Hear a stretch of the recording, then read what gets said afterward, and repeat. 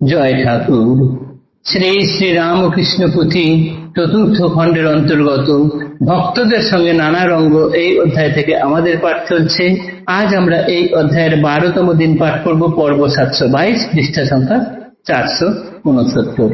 এর আগের দিনের পাঠে আমরা দেখেছি রবিবার অনেক ভক্ত সমাগম হয়েছে।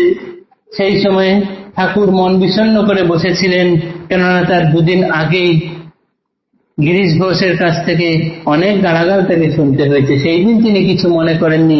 তারপরের দিন গোটা শহরে রাষ্ট্র হয়ে গিয়েছে যে গিরিশ ঘোষ ঠাকুরকে খুব অকথ্য ভাষায় খুব গালাগাল দিয়েছেন।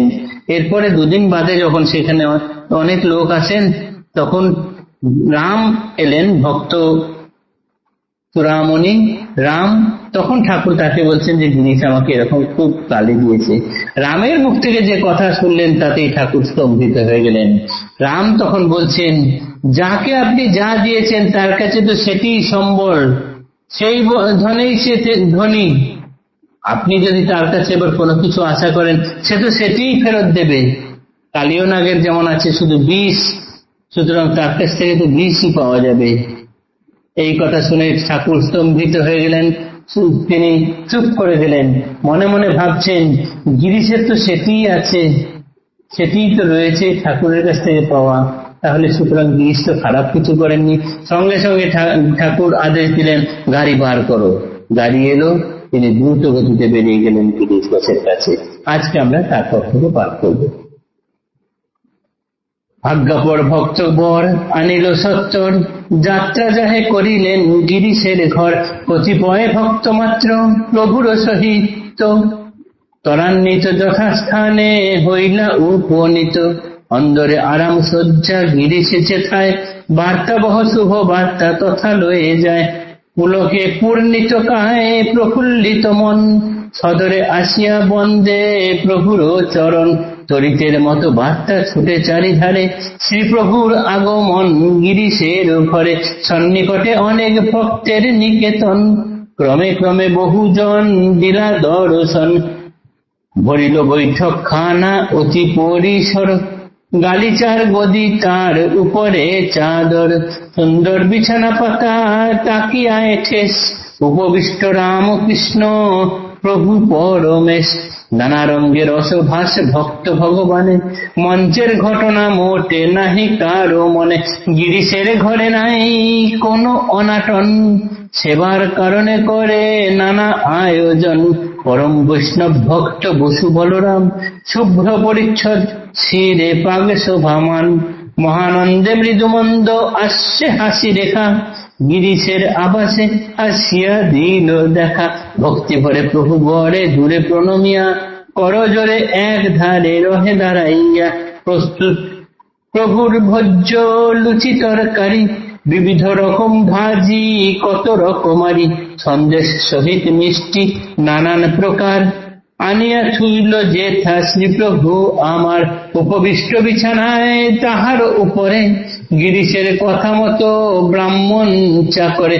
ভক্ত বসু বলরাম বৈষ্ণব আচার, লাগিল তাহার চক্ষে অতি কদাকার। সেই হেতু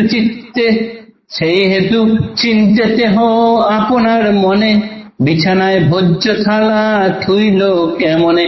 বসুর অন্তর কথা বুঝিয়া অন্তরে, হাসিয়া হাসিয়া প্রভু বলিলেন তারে।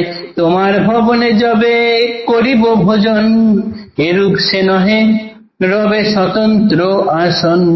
যার যেন ভাব প্রভু তেন তার কাছে, বিনা প্রভু সাধ্যকার ভক্ত ভাব বাছে।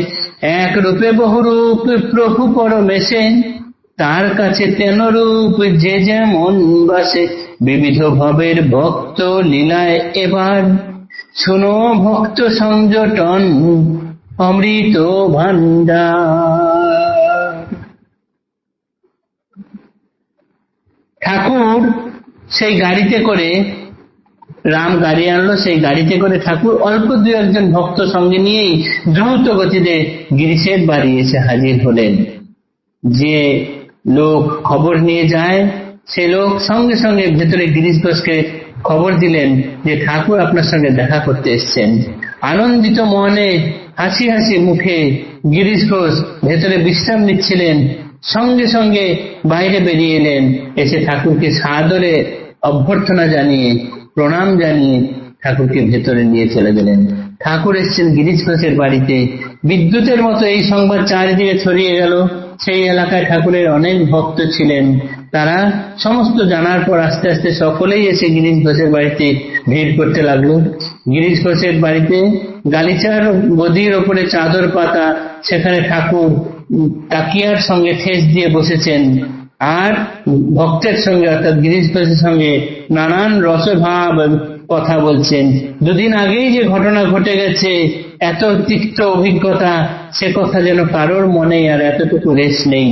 নানান আনন্দের বা হাসি ঠাট্টার কথা হচ্ছে এবং গিরিশ ঘোষের যেহেতু কোনো রকমের অভাব অনটন নেই, ঠাকুরের খাবার জন্য উপস্থিত যে সকল ভক্ত আছে তাদের খাবার জন্য নানান পদের আয়োজন করা হয়েছে। এবং এই সময়ে সাদা পাগড়িতে শোভিত হয়ে পরিষ্কার বসন পরিহিত ভক্ত বলরাম বসু সেখানে এসে হাজির হলেন। হাসি হাসি মুখ করে দূরে ভক্তদের যেখানে দাঁড়িয়ে আছেন তার এক কোণে জোরহাত করে ঠাকুরের কাছে দাঁড়িয়ে রইলেন। নানান ভোজ্য লুচি তরকারি, নানান রকমের সন্দেশ মিষ্টি সবকিছু এলো।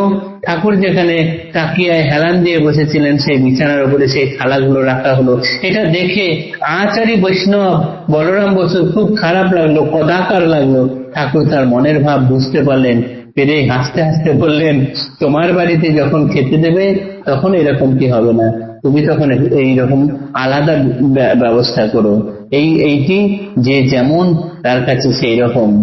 ঠাকুর হচ্ছেন এমন একজন মানুষ যে যাকে যেরকম ভাবে পছন্দ করেন ঠাকুর তার কাছে সেরকম ভাবেই থাকতে পছন্দ করেন। যার যেন ভাব প্রভু তেন তার কাছে, বিনা প্রভু সাধ্যকার ভক্ত ভাব বাঁচে, এক রূপে বহু পরমেশে, তার কাছে তেন রূপ যে যেমন বাসে। বিবিধ ভাবের ভক্ত লীলায় এবার শোনো ভক্ত সংযোজন, অমৃত ভাণ্ডার। জয় ঠাকুর, নমস্কার।